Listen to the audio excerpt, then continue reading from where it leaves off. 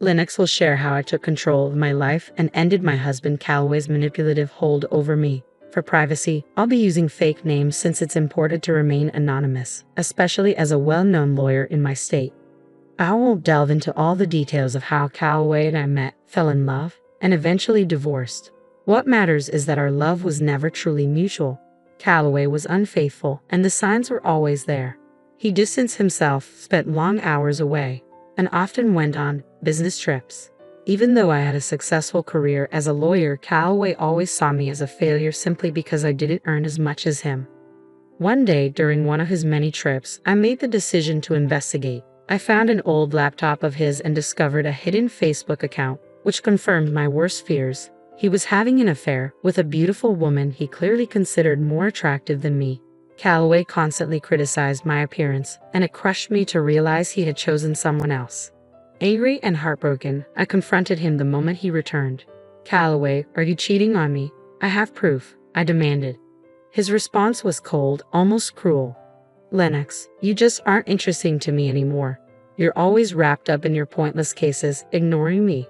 And let's be honest, you're not exactly a supermodel," he sneered. Stunned, I shot back, "What are you even talking about? I have a demanding job and you knew that when we got married. I haven't ignored you. It's you who stopped coming home. You shut me out." That's how I uncovered the truth. But instead of guilt or regret, Calloway's heartless response left me speechless. He twisted everything, making it seem as though his infidelity was somehow my fault. A ridiculous claim I wasn't going to let him get away with. Rather than defend himself, Calloway's tone turned even colder. He smirked and said, "I'm glad you found out, Lennox. Now I don't have to hide her anymore. She's gorgeous and we're going to have a perfect life together after I divorce you. Finally, I can marry someone worthy of my name." His words hit me like a punch to the gut. A chill ran down my spine as I realized he had been planning this all along. Worse, he was openly insulting me, praising this other woman as if she were the better choice.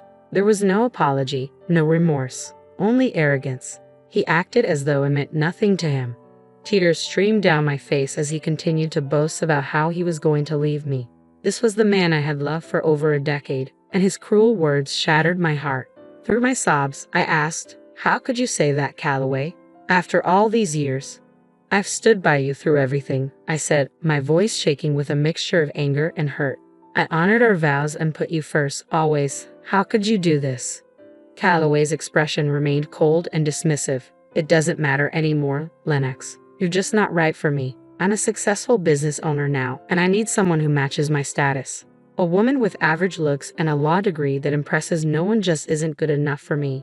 Humiliated, I felt my chest tighten, but I refused to stay silent. "How could you say that, Calloway? I may not fit your shallow definition of beauty, but I'm a strong, capable woman. I've been a good wife to you, and now you're throwing me away." Without hesitation, he cut me off, his voice cold as steel. "I'm not considering divorce, Lennox. I've already decided. I hired a top lawyer, and the papers are ready. I'll be filing soon. You better pack your things and leave before I get back. I don't want to see your face around here anymore." A few hours later, one of Calloway's friends arrived at my door with a stack of papers in hand. His eyes held a flicker of sympathy as he passed them to me. I took the papers, closed the door, and collapsed to the floor. The weight of everything crashed down on me, and I sobbed uncontrollably for what felt like hours, realizing I had wasted years of my life on a man who never truly loved me. But as my tears dried, something shifted inside me. I wasn't going to let this defeat me. I was stronger than this, and I was going to prove it, to him and to myself. Before the man left, he let something slip. Calloway was planning to drag out the divorce. At first, I was confused, but then it hit me, the prenuptial agreement. If Calloway cheated, I was entitled to half of his business. In my emotional state, I had forgotten all about it. Now, it all made sense. He wanted to prolong the process, hoping I'd give up and walk away without claiming what was rightfully mine. That wasn't going to happen. I immediately reached out to his lawyer and scheduled a meeting. Within 2 days, I was ready to fight back, and I wasn't leaving without everything I deserved. I moved out of Calloway's house and returned to my childhood home, which was still in my name.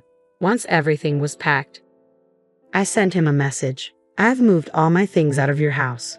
Don't worry, I took my ugly face and body out of your sight." His response came quickly, dripping with arrogance. "Good. My lawyer is the best, so don't expect much from this fight. But I stayed calm. I'm not giving up my share of the business. Keep your distance from me, Calloway. I was done letting him manipulate me. This time, I would stand my ground and make sure he didn't get away with taking what was mine. I was ready for whatever battles lay ahead. His next text only fueled my determination. I don't want to talk to you anymore. Speak to me through my lawyer from now on, and make sure you stay out of my house. The disrespect and condescension in his words sparked a fire deep inside me. It's funny how rage and betrayal can give you strength. Suddenly, everything became crystal clear. I almost laughed. Calloway had no idea who he was messing with. Neither did his lawyer, Jake. I arranged to meet Jake at a local cafe. When I arrived, I saw the moment he recognized me. His composure faltered and his hands trembled slightly. Though he tried to act professional, it was obvious that Calloway had not prepared him to face someone like me. Jake forced a nervous smile as we greeted each other, and I decided to ease the tension. It wasn't his fault I was caught up in this mess. "Hello, Jake. Nice to see you," I said pleasantly, watching the surprise flicker across his face. "Ma'am, I wasn't expecting you to come in person," he stammered, clearly unsettled. "The last names probably threw you off," I replied smoothly. "I got married after becoming a lawyer. I use my maiden name for work." "Oh, I see," Jake muttered, shifting in his seat, still visibly uncomfortable. "Let's not dance around it, Jake," I said, leaning in slightly. "Your client told you to drag this case out, didn't he?" He squirmed under my steady gaze, unsure how to respond. I decided to give him a way out. "You don't have to answer that. I've been married to Calloway for over a decade. I know exactly how his mind works." Jake fidgeted, trying to maintain his composure, but my words clearly hit home. Years of experience as a lawyer had taught me how to put pressure on opponents, and Jake was no exception.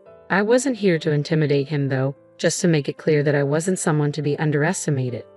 I leaned in slightly and gave Jake a reassuring smile. "Look, Jake, I know none of this is your fault, so let me explain what's really going on with this divorce." He blinked, looking confused. "What do you mean, ma'am?" he asked, clearly not expecting what was coming next. "Did Calloway happen to mention that he cheated on me?" I asked, watching his face closely. His expression shifted, and I could see the truth dawn on him. He had no idea. "No, he didn't mention anything about that," Jake admitted, flustered. "But he did say you might try to make some wild claims to ruin him." I shook my head, giving him a sympathetic smile. "Oh, Jake, Calloway played you. But hey, you'll be happy to know he really thinks you're one of the best lawyers out there. He has a lot of faith in you." Jake's smile was uncertain. "That's kind of him to say," he murmured, clearly overwhelmed. "But I'll never measure up to you, ma'am. I wish he had told me you were a lawyer too. He only said you worked at a firm." I rolled my eyes. Typical Calloway. He never appreciated my achievements. He always looked down on my work and never took me seriously. I paused, letting that sink in before adding, "But I was smart enough to make sure we had a prenuptial agreement." Jake's eyes widened, clearly caught off guard. The word prenup hit him like a ton of bricks. He fidgeted in his seat, scrambling to process what I'd just revealed. There's a prenup in this marriage," he stammered, looking almost panicked. "Your husband didn't mention that. Do you have any proof, ma'am?" I gave him a calm, confident smile. "Oh, I have all the proof you need." I pulled a folder from my bag and placed it gently on the table between us. I brought the documents with me. I figured Calloway would try to wriggle out of the consequences, but not on my watch. Jake swallowed hard, his hands visibly trembling as he reached for the folder. "I'd really like to see those papers, ma'am," he said nervously. "I'll need proof of the affair if you have any," Jake said, his voice cautious. "Don't worry," I replied smoothly, opening my bag. "I've got everything right here." I handed him all the evidence, messages, photos, legal documents. Everything was meticulously organized and ready. Jake took his time, reviewing each piece carefully. As he examined the evidence, I watched the defeat settle into his expression. He knew there was no way Calloway could come out of this unscathed. After what felt like an eternity, Jake looked up at me, resigned. "You have solid proof of everything, ma'am," he admitted. I had no idea about any of this. "I figured as much," I said, keeping my tone even. "I know how hard it is to deal with clients who aren't being honest, especially when the other side has a strong lawyer." "You're right about that, ma'am," Jake sighed, clearly weighed down by the reality of the situation. "I think that's all we need to discuss for now. I'll have to have a serious talk with my client before we proceed." Someone will be in touch, though I can't promise it'll be me. I knew what he was hinting at, but I didn't comment. Instead, I thanked him for his time and left the cafe. As I walked out, I felt an immense weight lift off my shoulders. The sadness that had once consumed me was now replaced by a fierce determination. I went straight to work, preparing my own set of documents for the divorce. Calloway had created this mess, and now he was going to face the consequences. There was no escaping what was coming. The very next day, Calloway broke the silence. Despite instructing him to contact me only through his lawyer, he called me directly. His voice was furious when I answered. "What did you say to my lawyer, Lennox?" he barked. I couldn't help but smile. "Oh, look who's calling me after telling me to stay away. What happened with your lawyer, Calloway? Stop messing around, Lennox. Tell me what you said to him that made him quit today."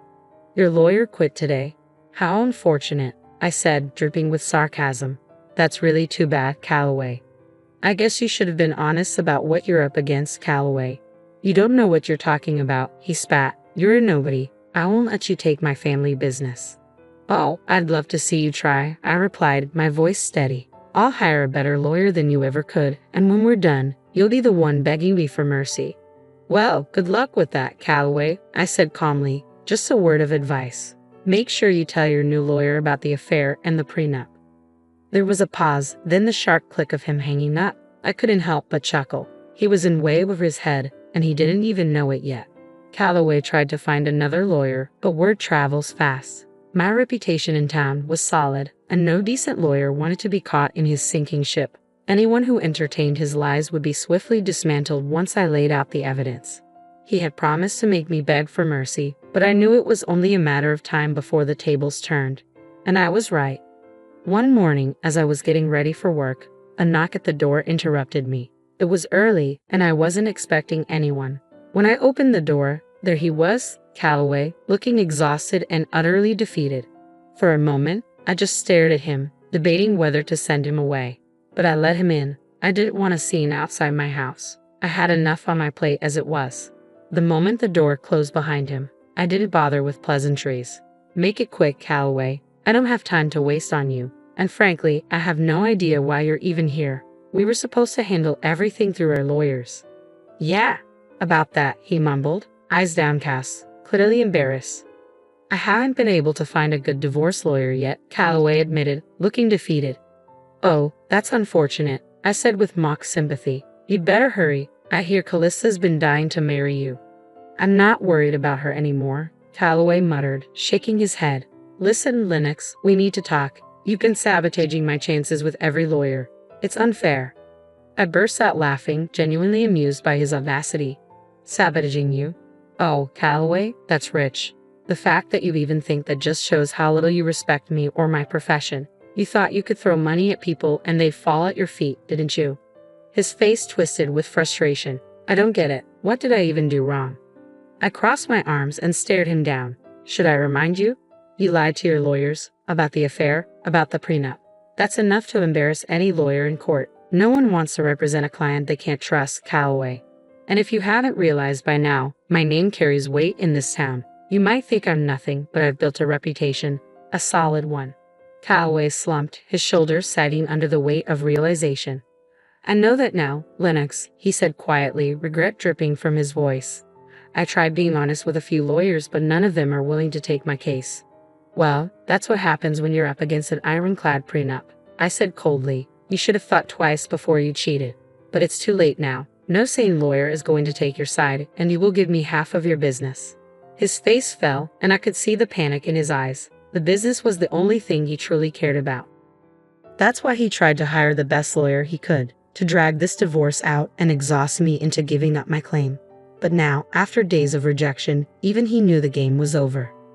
Then, as if it were his last resort, Calloway did something I never expected. He started to cry. "Please, Lennox," he begged, his voice cracking. "You know how much this business means to me.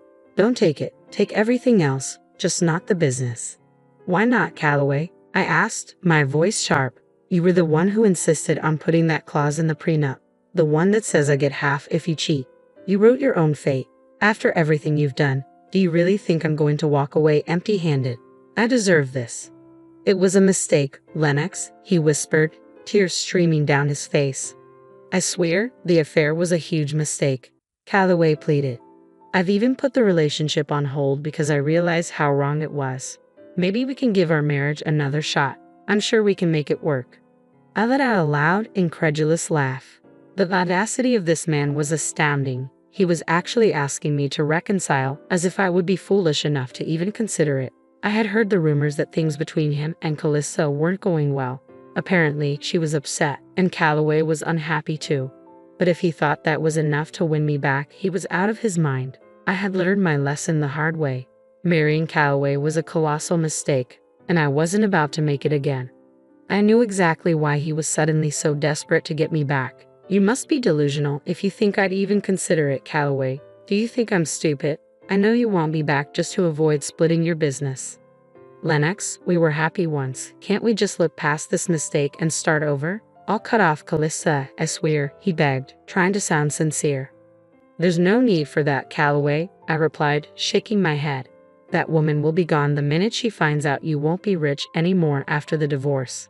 As for me, this is my golden opportunity to walk away from this sham of a marriage. I'm actually grateful you showed me your true colors before we ever had kids. Now you're going to deal with the consequences of your actions.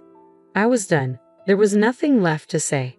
Calloway continued to plead, trying to convince me not to take his business, but his desperate cries only reminded me of the countless nights I had cried myself to sleep because of his betrayal.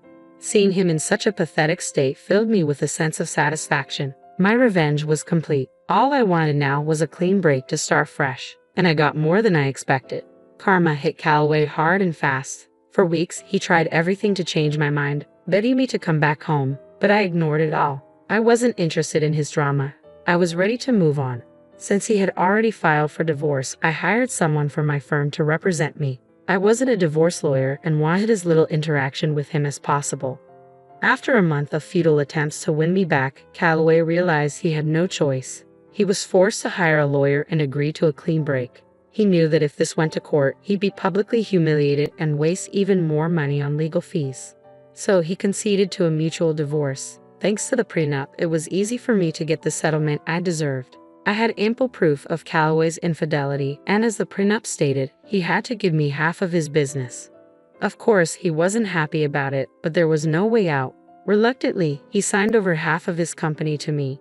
We even offered him a chance to buy me out, but he had no money left. You might wonder how a big business owner like Calloway ended up broke. It's simple. He spent it all on Calista. The irony was delicious. She wasn't taking his calls or texts anymore. As she figured out he wouldn't be wealthy after the divorce, and now no one else was willing to date her either. Her reputation as a gold digger had spread far and wide. What goes around comes around, right? But Calista was the least of Calloway's problems. With half of his business gone, his income was slashed. He couldn't afford to maintain his lavish mansion or even keep up with the mortgage, so he was forced to sell it. Now, he was renting a condo, a serious downgrade from the luxurious life he once had. He even tried to get back with me again, hoping to regain control of his business. But that was never going to happen. He would have to figure out a way to keep things afloat or save enough money to buy me out. As for me, I was thriving. I hired someone to manage my share of Calloway's business, and everything was running smoothly. With the extra income from both the business and my law practice, I upgraded my lifestyle and bought myself a new mansion. I was living my best life, and honestly, I couldn't be happier. The divorce worked out perfectly for me. Instead of being played by Calloway and his Calista, I ended up turning the tables, ruining their lives and bettering my own.